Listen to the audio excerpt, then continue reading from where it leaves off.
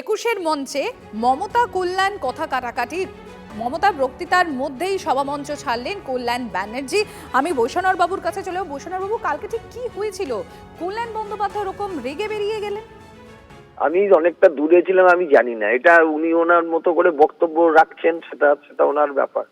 এটা ওদের মমতা দিকে ঘিরেই সবকিছু। এটা তো আর বোঝানোর জায়গা থাকে না। মমতা ব্যানার্জিকে ঘিরেই তৃণমূল কংগ্রেস। এখন কি হয়েছে আমি মানে তখন ওই জায়গাটার থেকে অনেকটা দূরে ছিলাম, কিছু হয়েছে বলে আমার জানা নেই।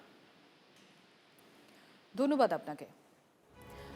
এদিকে এখনো পর্যন্ত সূত্র মারফত যে খবর পাওয়া যাচ্ছে যে সেখানে কল্যাণ বন্দ্যোপাধ্যায় এবং মমতা বন্দ্যোপাধ্যায়ের মধ্যে কথা কাটাকাটি হয়। তাই মমতা বন্দ্যোপাধ্যায় বক্তৃতার মধ্যেই সহমঞ্চ ছেড়েছেন কল্যাণ বন্দ্যোপাধ্যায়। আর খুব স্বাভাবিকভাবে যে প্রশ্নটা উঠছে যে ২১শে জুলাইয়ের মঞ্চের পর এবার কি দলও ছাড়বেন কল্যাণ বন্দ্যোপাধ্যায়, আরও কি একা হবেন মমতা বন্দ্যোপাধ্যায়? যেটা জানা যাচ্ছে যে কল্যাণ বন্দ্যোপাধ্যায়ের দীর্ঘ বক্তৃতা এবং সেটা নিয়েই নাকি অসন্তোষ প্রকাশ করেন মমতা। কল্যাণের বক্তৃতার শেষের পর স্টেজেই নেতৃত্বের মুখে পড়তে হয় কল্যাণ ব্যানার্জি। আর এরপরই স্টেজ ছেড়ে চলে যান কল্যাণ ব্যানার্জি, আর ফেরেননি তারামণ্ডলের এই মঞ্চে।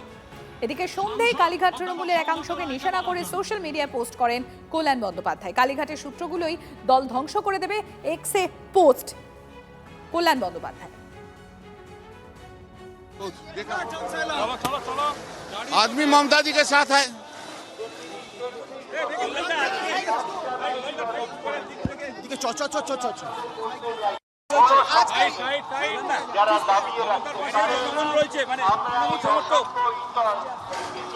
গাড়ি কই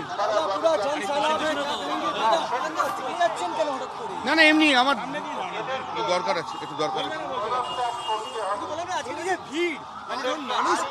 মানুষ মমতা দিকে চাইছে, তাই প্রমাণ হয়ে গেল। पूरा सब ममता जी का साथ है, सब ममता जी का साथ है। বিধায়ক প্রসূন বন্দ্যোপাধ্যায় রয়েছেন আমাদের সঙ্গে। প্রসূন বাবু, কালকে এই কল্যাণ বন্দ্যোপাধ্যায়ের সঙ্গে মমতা বন্দ্যোপাধ্যায়ের কিছু কি হয়েছিল স্টেজের উপর, কথা কাটাকাটি বা কোনো ধরনের কিছু কিছু খবর এসে পৌঁছেছে আমাদের কাছে যে কল্যাণ ব্যানার্জি তিনি বক্তৃতা যখন দিচ্ছিলেন তার বক্তৃতাকে ছোট করতে বলা এবং সেই নিয়েই কল্যাণ বন্দ্যোপাধ্যায় এবং মমতা বন্দ্যোপাধ্যায়ের মধ্যে কথা কাটাকাটি হয়। আপনার প্রতিক্রিয়া চাইবো প্রসূন বাবু। নমস্কার। একটা হচ্ছে যে আমি ওখানে ছিলাম না, ফলে ঘটনাটা এক্স্যাক্টলি কি ঘটেছে সেটা আমি নিজে দেখিনি। তবে মিডিয়াতে এটা বারবার করেই কালকে থেকে চালানো হচ্ছে বা এটা মিডিয়াতে চলছে। অন্য মানুষের মতো এটা আমিও দেখেছি যে হ্যাঁ এরকম একটা ঘটনা মনে হচ্ছে।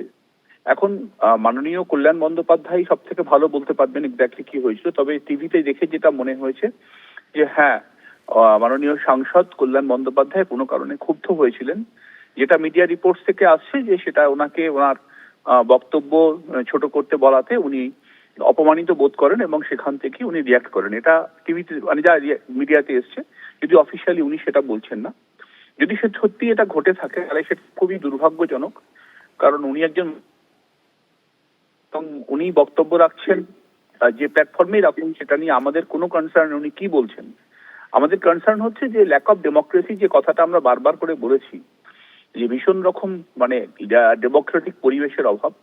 যদি এই ঘটনাটা সত্যি হয়ে থাকে, দ্য বিগ ইফ, যদি সত্যি হয়ে থাকে তাহলে আরো একবার প্রমাণ করলো যে যে অভিযোগটা বারবার করে আমরা করেছি যে সেখানে কোনো গণতন্ত্র নেই, সেখানে কোনো একটা জায়গায় একটা ধমক চমকের বিষয় থাকে, সেটা যদি হয়ে থাকে তাহলে খুব আনফরচুনেট।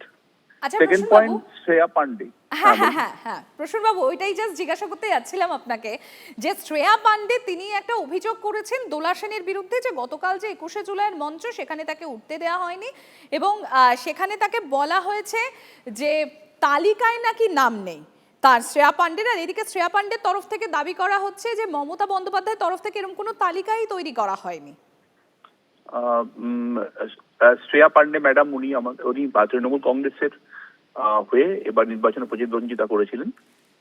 নির্বাচনে জয় পরাজয় থাকে, উনি জিততে পারেননি, সে কিন্তু উনি একজন নেত্রী এবং উনি কাজ করেন দলের জন্য। এবার যদি উনি অভিযোগ করেন সেটাকে খুব সিরিয়াসলি নেওয়া উচিত, কারণ উনি মঞ্চে অ্যাপ্রোচ করেছেন, ওনাকে উঠতে দেওয়া হয়, ওনার পক্ষে অপমানজনক তো বটেই। আরো একবার সেই কথাটাকে মানে কোথাও একটা জায়গাতে মান্যতা পেয়ে যায় যে সম্মান নেই, কোনো জায়গাতে মানুষকে ছোট করা, কোথাও একটা ডিক্টেটোরিয়াল অ্যাপ্রোচ তৈরি হওয়া। এই শ্রেয়া পান্ডে ম্যাডাম তো সরাসরি এটা বলেইছেন, সুতরাং এটা তো কল্যাণ বন্দ্যোপাধ্যায়ের মতন বিগ ইফ আমি বলবো না, এটা উনি বলেছেন। সুতরাং সেক্ষেত্রে এই বিষয়টা কিন্তু অনেক বেশি এস্টাবলিশড হয় যে অপমানিত হতে হতে মানুষ কোথাও একটা রিয়াক্ট যে করছে সেটাই প্রমাণ। এবং আগামী দিনে আমার ধারণা এই তালিকাটা দীর্ঘ হবে যখন মানুষ সামনে এসে বলবে যে তারা স্কোয়ারলি ইনসাল্টেড ফিল করেছে এনাদের আচরণে। অনেক ধন্যবাদ আপনাকে। আমরা কথা বলছিলাম তৃণমূল বিধায়ক তথা ঋতব্রতপন্থী তৃণমূল বিধায়ক প্রসূন বন্দ্যোপাধ্যায় ছিলেন আমাদের সঙ্গে। আর আমরা এবার শোনাই পঞ্চায়েত মন্ত্রী দিলীপ ঘোষ, তার থেকেও আমরা প্রতিক্রিয়া পেয়েছি, কি বলছেন তিনি। চারজন লোকের মধ্যে যেটা ওর মানব অপমান চলে, লোকে আসলে ওই একটা পরিবারের দাসত্ব মেনে নিতে চাইছে না।